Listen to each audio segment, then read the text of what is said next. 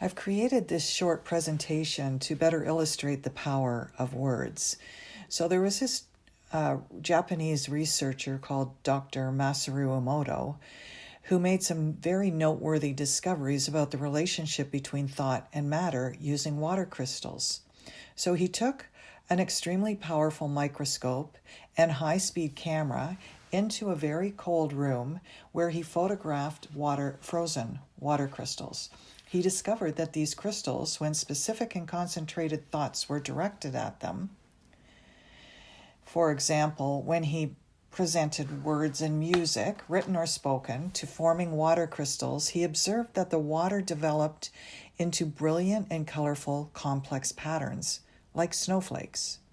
Water that had low energy thoughts directed toward it, such as negative emotions, fear, anger, jealousy, and so on, had dull-colored and asymmetrical patterns. From this research and others, it is easy to imagine how words and thoughts have a similar effect on human bodies, since we are comprised of 70% water, as is the earth herself. So imagine how you speak and think, how your words might affect water, and then realize that those words affect your mind and body in the same way.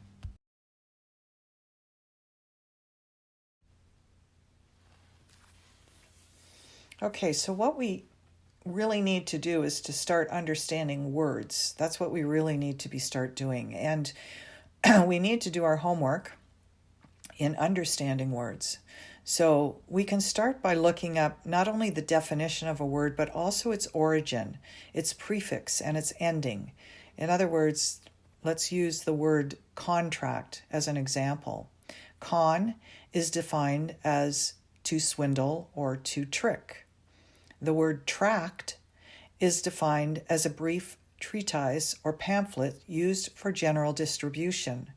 When you put the words together, you get a treatise or pamphlet used to swindle or trick, or a treatise full of trickery. Here's another one. If you put an S in front of words, they become swords.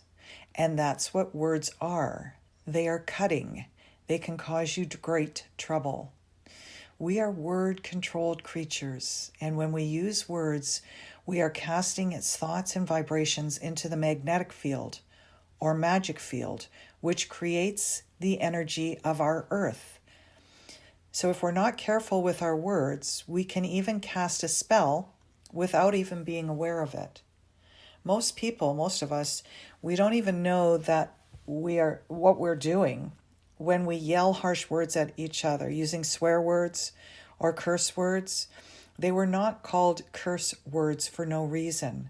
If you really think about it, we all know on an intuitive level that we should not use curse words too often. So what we need to do is establish just what words mean, especially in relation to law and government, right? Why? Because there is a whole world of occultism that is operating today throughout the world.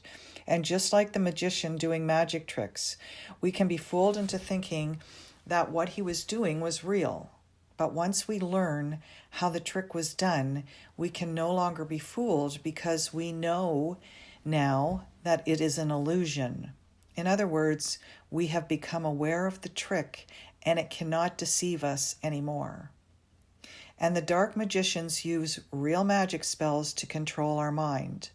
But once we become aware of how these dark magicians are using their tricks to control us, their magic spells lose their effect.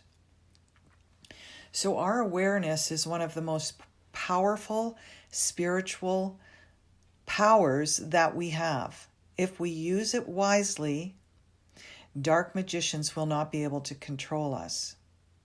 So let me give you some examples. When you use certain words in court, they don't mean the same thing at all. Understanding law and the words of law, there's two things that this planet has: water and earth, water and land. Consequently, there are two kinds of law: the law of the land and the law of water. The law of the land means precisely that, because it is about the people who live on land. And that is opposed to the law of the high seas, or law of the water. You need to understand the difference. The law of the land is the law of the culture that lives on the land. Consequently, the law of the land is different in every country. You can do things in America that you can't do in Russia, and you can do things in Europe that you can't do in Africa, etc.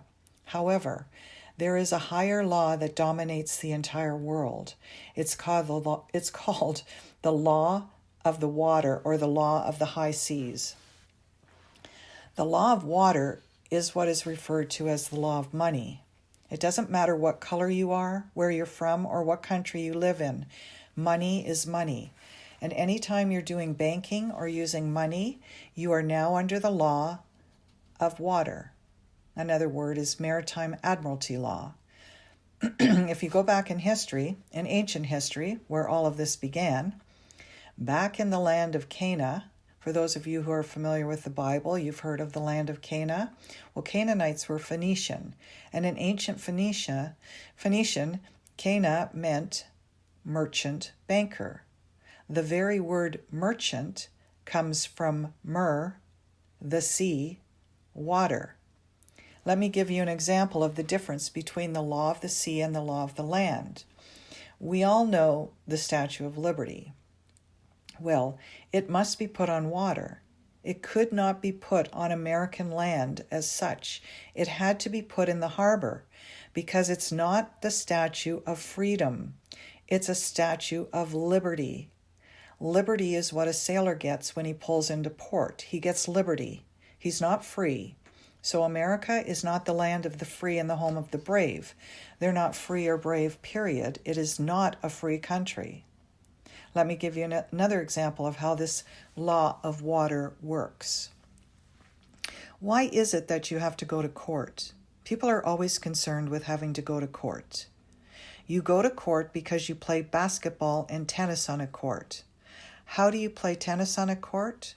You play with a racket. Why? That's what it is. It's a racket. And make no mistake, people, they do not pick words by chance. These words are very serious. They do not use words or terms with no avail. The words are very important. So, what's the idea of going to court? It's a game. The idea is to put the ball back in the other guy's court. So one team of lawyers gets up and lobbies the ball into the other team's court. And what is the judge? He wears a black robe. He's the referee. He doesn't care which side wins or loses because he's going to get paid anyway. The judge, we are told, rules from the bench. The word bench in Latin is a bank. Therefore, the judge rules for the bank. Where do you find banks? You find banks on both sides of a river. The river banks. And what does a river bank do? It directs the flow of the current or currency.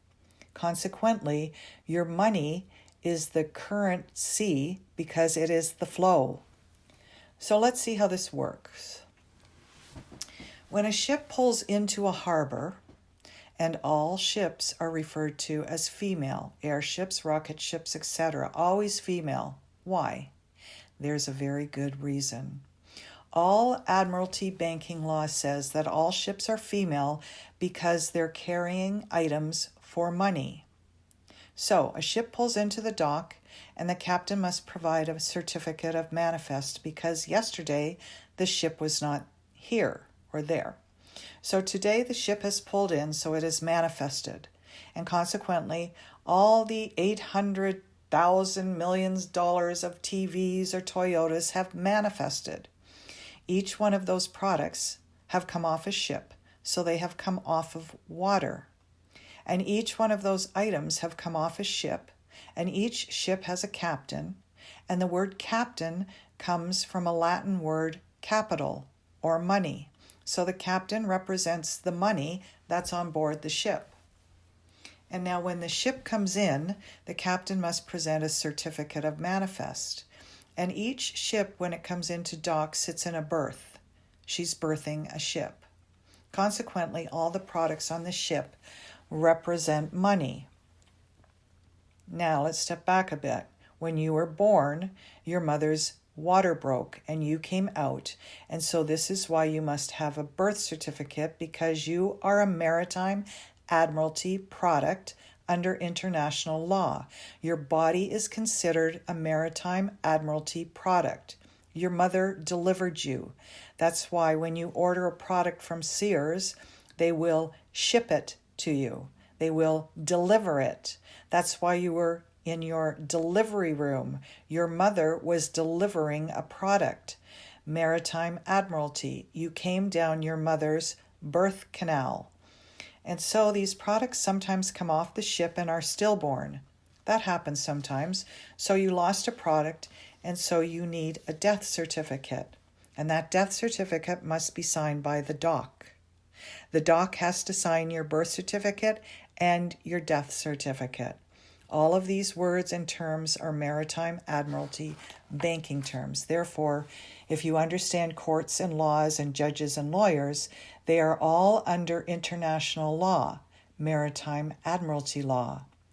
All religions, all religious denominations in the world operate under maritime admiralty law. This is why all churches are divided into denominations, like 20s and 50s and 100s. Seriously, the churches are divided into denominations because they are nothing more than a product of maritime admiralty banking. It's an extraordinary story of occult, treason, high treason, and crimes against humanity. Make no mistake about it. There has never been a country on the face of the earth, as far back as into history as you go, there has never existed a country where the people have rose up and demanded their right to be free. Never. The concept of human, spiritual, intellectual, and physical freedom is a concept that has never, ever existed on the earth. There once was a time before 1871 when all men in America, and we're talking United States here now, were considered sovereigns. And that's the nice thing about being a sovereign, because you have the right to be yourself. Why do you think they could carry guns into a saloon and then go out into the street in front of the sheriff's office and draw guns on each other, and the sheriff never interfered? Because before 1871, they were considered sovereign. In 1871, there was a corporation founded, and in that particular company, the founders called it, all in capital letters, the United States Corporation, now known as, all capital letters, the United States of America, comma, Inc. And they stipulated that in the corporation that anybody who worked for them would be called not an employee, but a citizen. So today, when you are asked, are you a citizen of the United States? What you think you are being asked is, are you lawfully in this country to do business? That's not lawfully what's being asked. They didn't ask if you were in America lawfully. They asked you a specific question. Are you a citizen of the United States? And in that sense, they are asking, and you are stating, that you're an employee of a foreign corporation operating on international maritime admiralty laws. So today, the President of the United States is the president of a privately owned company. And the word president is always the word that is used in corporate law. Banks have presidents. All companies have presidents. So, the United States is a company that is privately owned, and it has a president. President Trump was not the president of the United States. He was the president of a privately owned company, privately owned, out of England. And you need to understand words and terms, because nothing in this world works the way you think it does. Nothing.